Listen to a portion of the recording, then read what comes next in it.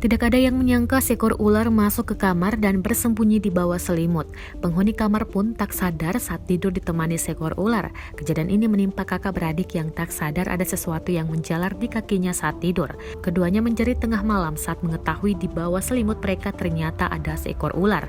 Mengutip dari mstar.com, pada Rabu 29 September 2021, kejadian ini dialami oleh wanita asal Malaysia bernama Ummu Emma dan adiknya. Saat kejadian, Ummu sempat merekam ular tersebut masih ada di atas kasurnya. Siapa sangka setelah diunggah di akun TikTok miliknya, video tersebut langsung viral dan menuai beragam reaksi dari warganet. Diceritakan Ummu Emma kala itu ia sudah terlelap tidur, sementara sang adik masih sibuk bermain ponsel. Mendadak di pukul 3 pagi, ada barang yang jatuh dari meja rias milik Ummu Emma.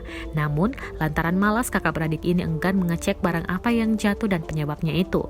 Tiba-tiba ada bunyi seperti benda terjatuh dari meja rias, hingga akhirnya adik Ummu Emma yang tengah bermain ponsel merasakan ada yang berjalan di atas kakinya di dalam selimut.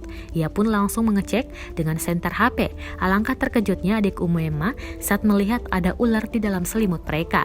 Ia pun langsung meloncat dan diikuti Ummu Emma yang mendadak bangun dan menjerit.